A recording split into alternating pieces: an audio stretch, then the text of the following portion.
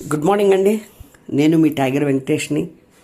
నేను ఈరోజు ఎలాంటి టాపిక్ మాట్లాడబోతున్నానంటే, అందరూ ఎదురు చూస్తున్న టాపిక్ మీద.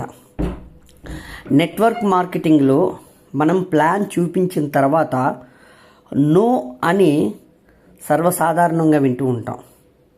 అంటే నో చెప్పిన వాళ్ళని ఎలా ఎస్ అనిపించాలి, ఎలా వాళ్ళను నో నుండి ఎస్కి కన్వర్ట్ చేయాలి, నో అనే అబ్జెక్షన్ని ఎలా హ్యాండిల్ చేయాలి, ఫాలోఅప్ని ఎలా చేయాలి, క్లోజింగ్ని ఎలా చేయాలి, ఏదైనా ఒకటే. ఇంకా సింపుల్ భాషలో చెప్పాలి అంటే, ఒక వ్యక్తిని ఎలా జాయిన్ చేయించాలి మన టీంలో, మన నెట్వర్కింగ్లో, ఎలా నెగిటివ్ని పాజిటివ్లోకి తీసుకురావాలి, ఇవన్నీ క్వశ్చన్స్కి ఒకటే అర్థము. ఇవన్నిటికీ ఒకే ఒక సమాధానం నేను నేర్చుకున్నాను, తెలుసుకున్నాను, మీకు తెలియజేయబోతున్నాను. రానున్న కొన్ని నిమిషాల్లో మీ జీవితం మొత్తం మారిపోబోతుంది. ఎందుకంటే మనం గుర్రపు పందేలు చూస్తుంటాం కదా, రేస్ అవుతూ ఉంటుంది, గుర్రాలు రేస్ అవుతుంటుంది కదా. సెకండ్ వస్తుంది గుర్రం. అంటే ఫస్ట్ వచ్చిన గుర్రానికి అతి దగ్గరలోనే, అతి చాలా తక్కువ గ్యాప్లోనే ఈ రెండో గుర్రం అనేది ఉంటుంది. అంటే ఫస్ట్ అంటే నెంబర్ 1 ఏదైతే వచ్చిందో గుర్రం, సెకండ్ వచ్చిన గుర్రానికి చాలా దగ్గరలోనే ఉంటుంది. ఒక్కోసారి అయితే కొన్ని ఇంచీల తేడాలోనే ఉంటుంది. కానీ రెండు గుర్రాల ఇచ్చే గిఫ్ట్ మాత్రం 10 రెట్లు తేడా ఉంటుందండి. కష్టం రెండు గుర్రాలవి సేమ్, కానీ టెక్నిక్ కొంచెం తేడా ఉంది అంతే. అలాంటి టెక్నిక్ ఈరోజు మనం మాట్లాడుకుంటున్నాం, తెలుసుకుందాం. ఏదైతే ఈరోజు నేర్చుకుంటామో అది నా ఎక్స్పీరియన్స్, గురువుల దగ్గర నుండి నేర్చుకున్నది, తర్వాత వచ్చేమో బుక్స్ ద్వారా నేర్చుకున్నది, కొంతమంది లీడర్స్ నుంచి నేర్చుకుంది, జనాల దగ్గర జట్కా నాకు దొరికింది కదా, జట్కా కొట్టి పంపించారు కదా, అలాంటి వాళ్ళ నుంచి నేర్చుకున్నవి. అలా నేర్చుకుంటూ ముందుకు వెళ్తున్నా. ఈ ఇన్ఫర్మేషన్ ఎంతోమందికి ఉపయోగపడింది, మీకు కూడా తప్పగా ఉపయోగపడుతుంది. అసలు అబ్జెక్షన్ అంటే ఏంటి? What is objection? అబ్జెక్షన్ అనేది ఒక స్పీడ్ బ్రేకర్ లాంటిది. ఉదాహరణకి మీరు 70 స్పీడ్లో బండి నడుపుతున్నారు, బైక్ డ్రైవ్ చేస్తున్నారు అనుకోండి, వెళ్తున్నారు. ఆ త్రోవలోని మీకు స్పీడ్ బ్రేకర్ వచ్చింది. అప్పుడు మీరు ఆగిపోతారా? లేదు, మీరు ఆగరు. కానీ చాలామంది ఎన్నో కలలతో బిజినెస్ని మొదలు పెడతారు. పనికి మాలిన అబ్జెక్షన్స్ ఎవరో చెప్తారు, ఇది అవ్వదు, ఇది ఫేక్, కంపెనీ ఎత్తేస్తారేమో, నాకొద్దు, ఆలోచించి చెప్తాను. ఇలాంటి ఎన్నో అబ్జెక్షన్స్ అందరికీ వస్తాయి. నాకు వచ్చాయి, సుబ్బయ్య శెట్టి గారికి వచ్చాయి, సిద్ధార్థ్ సింగ్ గారికి వచ్చాయి. సక్సెస్ అయిన అందరికీ ఈ స్పీడ్ బ్రేకర్స్ వచ్చాయి. వాళ్ళు ఆగిపోలేదు, బ్యాలెన్సింగ్ నేర్చుకొని స్పీడ్ని తగ్గించుకొని ముందుకు వెళ్ళిపోయారు, సక్సెస్ తీసుకున్నారు. కానీ చాలామంది స్పీడ్ బ్రేకర్ రాగానే బిజినెస్ని ఆపేస్తారు. బ్యాలెన్సింగ్ గురించి చెప్పినా వినరు, నేర్చుకోరు. కొన్ని సందర్భాల్లో ఫోన్లు కూడా లిఫ్ట్ చేయరు. వాళ్ళంతా మహానుభావులు అని చెప్పచ్చు. వీళ్ళందరూ 5 కేటగిరీ పర్సెంట్కి ఎప్పటికీ వెళ్ళలేరు. 95% కేటగిరీలోనే వాళ్ళు మగ్గిపోతారు. ఎందుకంటే వాళ్ళ ఆలోచన విధానం, వాళ్ళ ప్రవర్తన, వాళ్ళ బుద్ధి అలా ఉంది. అంటే 5% కేటగిరీకి రావాలని ప్రయాణం మొదలుపెట్టి స్పీడ్ బ్రేకర్కి ఆగిపోయి వాళ్ళు 95% కేటగిరీలోనే ఉండిపోయి వాళ్ళ తరతరాలను ఉంచేస్తున్నారు. ఎలా అయితే స్పీడ్ బ్రేకర్స్ వచ్చినప్పుడు బ్యాలెన్సింగ్ చేసుకొని స్పీడ్ని తగ్గించి స్పీడ్ బ్రేకర్ని దాటేస్తామో, అలాగే అబ్జెక్షన్ని నేర్చుకొని బ్యాలెన్సింగ్ చేసుకుంటూ బిజినెస్లో సక్సెస్ వైపుకు వెళ్ళిపోవాలి. అంతేగాని ఆగిపోకూడదు. మై డియర్ లీడర్స్, అబ్జెక్షన్ని దాటాలి, హ్యాండ్లింగ్ చేయాలి అంటే ముందు ఏం చేయాలి? అబ్జెక్షన్స్ వస్తాయి అని మనం ముందే ఊహించాలి, ఎక్స్పెక్ట్ చేయాలి. ఇది మొదటి రూల్. ఖచ్చితంగా అబ్జెక్షన్స్ వచ్చే తీరుతాయి. ఇది మొదటి రూలు. ఎవరైతే మీకు అబ్జెక్షన్స్ రావు, జనాలు మీరు చెప్తే మీ వెనక్కి వచ్చేస్తారు, మీటింగ్స్లో కూర్చోబెట్టేస్తే అయిపోతుంది, ఇలా ఎవరైనా చెప్తే వాళ్ళు అబద్ధం చెప్తున్నారు. వాళ్ళకేం తెలీదు, రూల్స్ అస్సలు తెలియవనే చెప్పాలి వాళ్ళకి. ఓకేనా? సో కాబట్టి అబ్జెక్షన్స్ అనేవి ఒక రూట్ వ్యక్తుల్ని జాయినింగ్ చేయించడానికి. అబ్జెక్షన్ని హ్యాండ్లింగ్ చేయడం వస్తే 50% మన పని అయిపోయినట్లేనండి. రెండో రూల్ ఏంటంటే సైకాలజీ. ఎవరైతే మనకి అబ్జెక్షన్ చెబుతున్నారు అంటే ఎలా అంటే, నేను ఆలోచించి చెబుతాను, ప్రొడక్ట్స్ తీసుకోవడానికి నా దగ్గర డబ్బులు లేవు, కంపెనీ ఎత్తేస్తారేమో, నాకు నీలా మాట్లాడడం రాదు, నాకు ఎవరు తెలియదు, నాకు ఇక్కడ భాష తెలియదు, ఇలా చాలా అబ్జెక్షన్స్ ఉంటాయి. ఈ అబ్జెక్షన్లో ఎనర్జీ కూడా, కోపం కూడా ఉంటుంది. కంపెనీ ఎత్తేస్తారేమో అనే అబ్జెక్షన్ని నవ్వుతో ఎవరు అడగరు. కొంచెం కోపంగా కంపెనీ ఎత్తేస్తారేమో, ఆ ఎనర్జీ, ఆ కోపాన్ని అవతల వ్యక్తి మనకు చూపించినప్పుడు మనం స్వీకరించాలి, వాళ్ళతో అగ్రీ అయిపోవాలి. అంతేగాని ఆపోజిట్గా మాట్లాడకూడదు. ఇది సెకండ్ రూల్. ఆపోజిట్గా మాట్లాడకూడదు.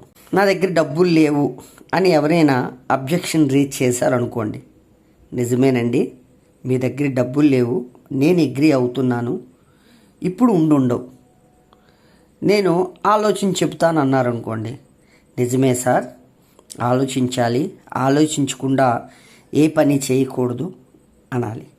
కానీ మనం ఎలా అంటాము అంటే, ఇందులో ఆలోచించడానికి ఏముంది సార్, ఏం ఆలోచిస్తారు, ఆలోచించే విషయమేం లేదు కదా, ఇలా ఆపోజిట్గా మాట్లాడుతుంటాం. అక్కడ ఇద్దరూ ఆపోజిట్ అయిపోతాం.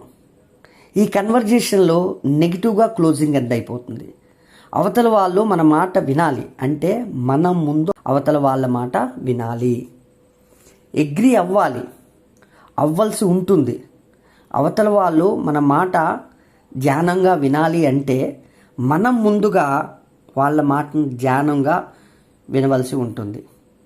ఇంకో నియమం కూడా ఉందండి. ఎప్పుడైతే అబ్జెక్షన్స్ వస్తాయో అవతల వారి ఎనర్జీ డౌన్ చేయాలి అంటే ముందు వాళ్ళను అగ్రీ చేయవలసి ఉంటుంది. అప్పుడు వాళ్ళ ఎనర్జీ డౌన్ అయిపోతుంది.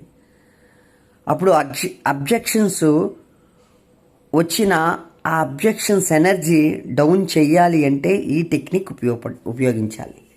ఆ టెక్నిక్ గురించి ఈరోజు మాట్లాడబోతున్నాం. ఆ టెక్నిక్ పేరు ఫీల్, ఫెల్ట్, ఫౌండ్. మీరు వినే ఉంటారు, 100 తాళాలకి ఒకే ఒక కీ. వినకపోయి ఉంటే ఇప్పుడు వింటున్నారనుకోండి. ఒకే ఒక కీ, కానీ ఏ తాళాన్నైనా అది ఓపెన్ చేసేస్తుంది. ఆ కీ పేరే ఫీల్, ఫెల్ట్, ఫౌండ్. ఈ టెక్నిక్ ఏదైతే ఉందో ఛాలెంజ్ చేసి చెప్పచ్చు. మనం అర్థం చేసుకొని నేర్చుకుంటే మనందరి జీవితంలో అద్భుతం అయిపోతుంది.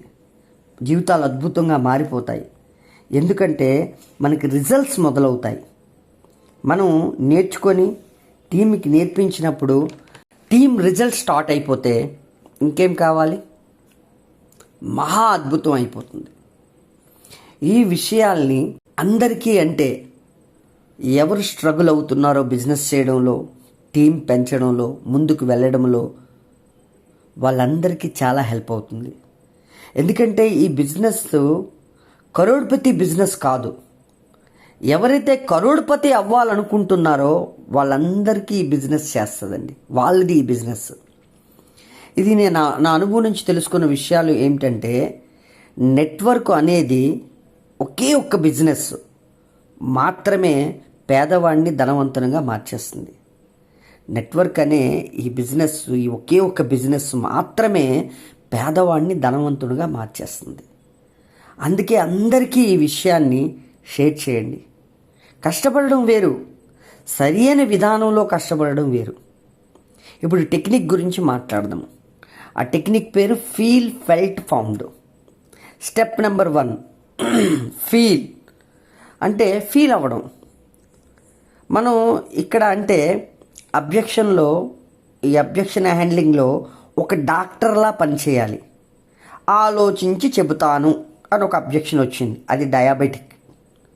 కొన్ని రోజుల తర్వాత చెబుతాను, ఇది బీపీ. కంపెనీ ఎత్తేస్తారేమో, ఇది క్యాన్సర్. ఈ అబ్జెక్షన్స్ ఏవైతే ఉన్నాయో అన్నీ వేరు వేరు రోగాలు. ముందు రోగాన్ని కనిపెట్టాలి. దాన్ని ఫీల్ అవ్వడం అంటే ఎందుకంటే మనకి ముందు ఇలానే అనిపించింది, ఈ ప్రాబ్లమ్స్ అన్నీ మనకు వచ్చాయి స్టార్టింగ్లోని. Yes or no? ఇది ఫీల్ అంటే. రెండో స్టెప్ ఏంటంటే ఫెల్ట్. అంటే ఎప్పుడైతే రోగం తెలిసిందో, ఈ రోగం నాకు ఉండేది అంటే నాకు కూడా ఈ ప్రాబ్లం ఉండేది అని అర్థం. అవతల కస్టమర్ అన్నారు, మీ ప్లాన్ బాగుంది సార్, కానీ జాయినింగ్ అవ్వడానికి ప్రొడక్ట్ తీసుకోవాలి కదా, నా దగ్గర డబ్బులు లేవు అని అన్నారనుకోండి. అప్పుడు మనం అనాలి, అవును సార్ నిజమే, మీ దగ్గర డబ్బులు లేవు, నేను అగ్రీ అవుతున్నాను. ఇప్పుడు మీ దగ్గర డబ్బులు లేవు. ఎవరు కూడా ఈ రోజుల్లో జేబుల్లో డబ్బులు పెట్టుకొని తిరగరు, అంత ఈ రోజుల్లో లేదు. మీ మాటకు పూర్తిగా నేను అగ్రీ అవుతున్నాను. ఇలా మనం అగ్రీ అవ్వడం వల్ల అవతలి వ్యక్తి అబ్జెక్షన్ కూడా కూల్ అయిపోతుంది. కానీ సార్, నేను ప్లాన్ చూసినప్పుడు నాకు కూడా ఈ స్టార్ట్ చేయాలని అనిపించింది, కానీ నాకు కూడా డబ్బులు లేవు, అదే నా సమస్య కూడా. అప్పుడు నేను కూడా ఇదే చెప్పాను, డబ్బులు లేవని. ఇప్పుడు థర్డ్ స్టెప్ అంటే ఫీల్ అయిపోయింది, ఫెల్ట్ అయిపోయింది, ఇప్పుడు ఫౌండ్. నేను అలాగే ఫీల్ అయ్యాను, నాది అదే ప్రాబ్లం, ఫెల్ట్, నేను అలాగే బాధపడ్డాను. ఇప్పుడు ఫౌండ్. ఈ ఫౌండ్ అంటే నేను తెలుసుకున్నాను, విషయాన్ని కనిపెట్టాను, అర్థం చేసుకొని రియలైజ్ అయ్యాను. ఏ ప్రకారంగా అయితే ప్రాబ్లంకి సొల్యూషన్ ఎతికాను అంటే ఇక్కడ మనం జాయినింగ్, ఎందుకంటే ఇక్కడ జాగ్రత్తగా మీరు వినండి, ఇక్కడే ఈ మాటల నుంచే మన జాయినింగ్ కన్ఫర్మ్ అయిపోతుంది. జాగ్రత్తగా వినండి. నేను ఒక ఉదాహరణతో చెప్తాను, మీకు నచ్చిన ఎగ్జాంపులేతోనే చెప్తాను. నేను మనం ఎవరిని ప్లాన్ చూపించినా ఆలోచించి చెప్తాను, కొన్ని రోజుల తర్వాత చెప్తాను, నా దగ్గర డబ్బులు లేవు, ఈ మూడే అబ్జెక్షన్స్లే ఎక్కువ వస్తూ ఉంటాయి. ఇందులో అన్నిటికంట ఖతర్నాక్ అబ్జెక్షన్ ఏంటంటే నా దగ్గర డబ్బులు లేవు. ఈ అబ్జెక్షన్నే ఉదాహరణగా తీసుకొని మీకు చెప్తాను, అర్థం చేయండి, మనం పర్ఫెక్ట్గా నేర్చుకుందాం. మనకి ఎవరో అన్నారు, నా దగ్గర డబ్బులు లేవు సార్ అని, ప్లాన్ చూపించాం, అన్నీ చేసాం, నా దగ్గర డబ్బులు లేవు అని అన్నారు. అప్పుడు మనము అగ్రీ అవ్వాల్సి ఉంటుంది. నిజమే సార్, నేను ఒప్పుకుంటున్నాను, ఇప్పుడు మీ దగ్గర డబ్బులు ఉండకపోవచ్చు, కానీ నేను ఈ ప్లాన్ చూసినప్పుడు నాకు కూడా ఇదే సమస్య, నేను కూడా ఇదే చెప్పాను. ఫెల్ట్ నా దగ్గర కూడా డబ్బులు లేవని. మరి ఇప్పుడు ఫీల్ అయిపోయింది, ఫెల్ట్ అయిపోయింది. ఫౌండ్ని ఎలా అప్లై చేయాలి? సార్, నాకు ఎవరైతే ప్లాన్ చూపించారో వాళ్ళు నాకు డబ్బులు లేవని నేను అన్న తర్వాత వాళ్ళు 2 మాటలు నాకు చెప్పారు. ఆ 2 మాటలు నా జీవితాన్ని మొత్తం మార్చి పడేసిందండి. ఆ మాటలనే మీరు వింటారా? మరి నేను మీతో పంచుకోవాలనుకుంటున్నాను, షేర్ చేయాలనుకుంటున్నాను మీతోని అనేటప్పుడు అవతల వ్యక్తి ఖచ్చితంగా వింటానని అంటారు. నాకు ఎవరైతే ప్లాన్ చూపించారో అతను నాకు ఒక క్వశ్చన్ అడిగారు. మీరు చాలా ప్రేమతో నాకు చెప్పారు సార్, నా దగ్గర డబ్బులు లేవని, కానీ మీరు ఎప్పుడైనా ఇది ఆలోచించారా? మీ దగ్గర డబ్బులు ఎందుకు లేవు? ఈ క్వశ్చన్ నేను అది విన్న తర్వాత ఆ రోజు నేను ఆలోచించాను. నిజమే, నా దగ్గర ఎందుకు డబ్బులు లేవు, ఎందుకు డబ్బులు ఉండడం లేదు, నీతిగా నిజాయితీగా కష్టపడుతున్నాను, అయినా నా దగ్గర డబ్బులు ఉండడం లేదు అని నేను ఆ రోజు ఆలోచించడం మొదలుపెట్టాను. అప్పుడు అతను చెప్పారు, మీకు ఇన్కమ్ తక్కువగా ఉంది, అందుకే మీ దగ్గర డబ్బులు ఉండడం లేదు. అదే మీరు ఇప్పుడు సంపాదిస్తున్న దానికి డబ్బులు సంపాదిస్తే అప్పుడు డబ్బులు ఉంటాయిగా అని నన్ను అడిగారు. అప్పుడు నాకు నిజమే కదా అని నాకు అనిపించింది. రెండో క్వశ్చన్ అడిగారు, నాకైతే ఒక షాక్ లాగా అయ్యింది. నా కింద భూమి కదిలినట్టు అనిపించింది. అతను అన్నారు, డబ్బులు లేకపోతే లేదు, కానీ డబ్బులు సంపాదించాలి కదా, నెలకి కనీసం 20,000 మీరు సంపాదించాలి కదా. అప్పట్లో నా ఇన్కమ్ నెలకి 7,500 స్పిన్నింగ్ మిల్లో పనిచేస్తున్నప్పుడు. అప్పుడు నాకు అనిపించింది, ఈ మాట విన్న తర్వాత, నిజమే, నాకు పెళ్ళి అయిపోయింది, పిల్లలు ఉన్నారు, నాకు చాలా బాధ్యతలు ఉన్నాయి, నా దగ్గర డబ్బులు లేవు, డబ్బులు ఉండాలి కదా అనిపించింది. ఏదైనా మెడికల్ ఎమర్జెన్సీ వచ్చేటప్పుడు నేనేం చేయాలి? అప్పుడు నేను ఆలోచన పడ్డాను. ఏదైనా అతి పెద్ద ప్రాబ్లం వచ్చింది మెడికల్గా, అప్పట్లో మా పాపకు కూడా పెద్ద ప్రాబ్లం వచ్చింది, అప్పుడు నాకు చాలా డబ్బులు అవసరమైంది. అలాంటి పరిస్థితి మళ్ళీ వస్తే ఎలాగా అని ఆ రోజు నేను ఆలోచించడం మొదలుపెట్టాను. అప్పుడు అతను నాకు చెప్పారు, ఏదైతే ఇప్పుడు మీ పరిస్థితి ఉందో దీన్నే పేదరికం అంటారు సార్.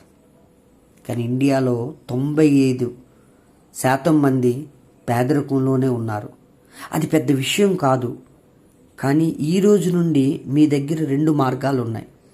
ఒకటి, మీరు పేదరికంలోనే ఉంటాను, పేదరికం నా హక్కు, పేదరికంలోనే మగ్గిపోతాను, నా పిల్లలు కూడా డబ్బులు లేవు అని పేదరికం పాటే పాడతారు అని అనుకుంటే దానికి మీరు అగ్రీ అయిపోయి బతికియండి, దాన్ని అంగీకరించి బతికియండి. అంగీకరించడం, అంగీకరించకుండా ఉండడం 2 ఆప్షన్స్. లేదంటే అంగీకరించకుండా, ఈరోజు నేను పేదవాడినే, కానీ రానున్న 2-3 సంవత్సరాల్లో నా పరిస్థితి, నా జీవితాన్ని మార్చేస్తాను, నేను పేదవాడిని అయినా నా పిల్లలకు మాత్రం ధనవంతుల జీవితాన్ని ఇస్తాను అని ఒకటి పేదవాడిగా ఒప్పుకొని ఉండిపోవడము. రెండోది, ఒప్పుకోకుండా ధనవంతునిగా జీవించడం అనేది 2 ఆప్షన్స్లు ఉన్నాయండి. ఈ బిజినెస్ చేయడానికి 4 లక్షలు 5 లక్షలు ఇక్కడ ఇన్వెస్ట్మెంట్ లేదు. కేవలం మీ ఇంటికి కావాల్సిన నిత్యావసర వస్తువులు, మీ హెల్త్ సప్లిమెంట్స్ కొనుక్కోవడమే, షాపుని చేంజ్ చేయడమే ఇక్కడ బిజినెస్. షాపుని చేంజ్ చేస్తే ఇక్కడ బిజినెస్ స్టార్ట్ అయిపోతుంది.